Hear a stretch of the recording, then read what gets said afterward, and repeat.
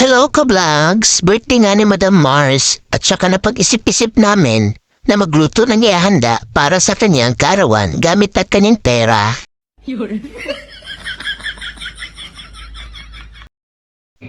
Hindi ko nga rin lang alam dito sa aking kapatid kung sadya magluluto ba siya o maghahanap ng palaka gawa nung kanyang flashlight sa ulo.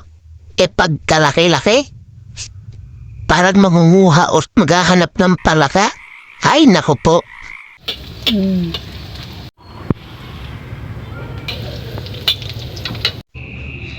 At talagang dito ko napatunayan na mas masarap ang lutong bahay kapag kinakamay. At nautusan nga ako ng aking magaling na kapatid na gayatin ang mga gulay. At hindi ako na-inform na kung sino yung bumili ng pangsahog ay siya ring magagayat ng mga gulay. At sa sobrang inis ko naman, hindi ko na binigyan ng size ang hiwa ng aking mga gulay, Pasortehan na nga lang kung sino yung makakain ng malalambot na part. Ang sarap nga rin hindi balatan itong carrots kasi nakakangalay sa kamay maghiwa. Diyos ko. Naku po. Salamat na lang din at may video dahil kung wala, buo ko itong ilulunod. At wag na kayong magtaka kung ang kawali namin ay ganyan. Sadyang minana pa ni Mother Earth yan. Kay Manuel L. Quezon. Naku po. Napakaraming luto na ang pinagdaanan ng kawaling yan.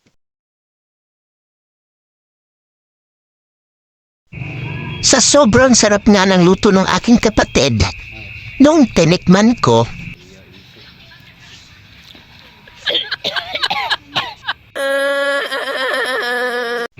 at dahil excited na nga akong magluto ng aking special na vihon, kahit hindi pa mainit ang kawalit mantika, nilagay ko na ang pangsahog. Kala nga naman, Sa sobrang ganda tingnan, akala mo, chef cook. Diyos ko po. Sa sobrang halo ko ng mga sangkap, muntik na ngang malamog. Lahat. Diyos ko po. Akala ko nga giniling na yung niluluto ko hindi yung gulay.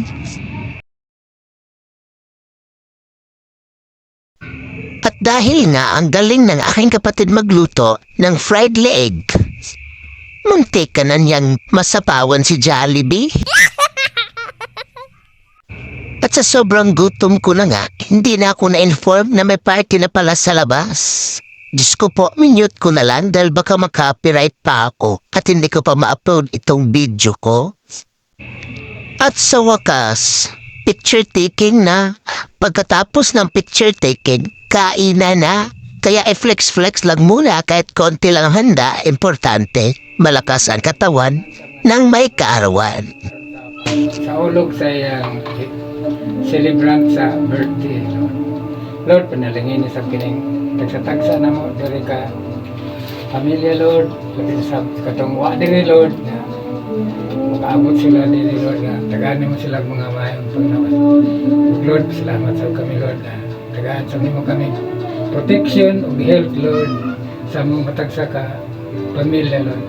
Lord, salamat sa kami sa handang karon nga kaon nga imong gihatag ka namo, Lord, aron maghatag sa among health sa among panglawas, Lord.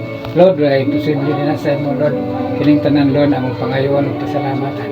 Sa ngalan ni Jesus, ng among Ginoo ug Manunobos. Amen. Sa ngalan ng mga sa anak ko.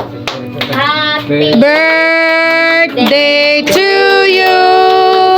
Happy birthday to you.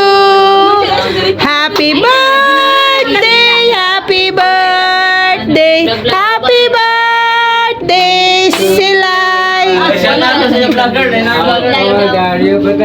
Last day, April, balik kami ta. Butang yung ukiran. Kurma. Pera kalay. Dira ramon pro, dira. Okay na kay. Pera yung card. Ang edad Siya tanay mong gipakuha lay kay pare. Pera? 18. 18 pagayon. 18.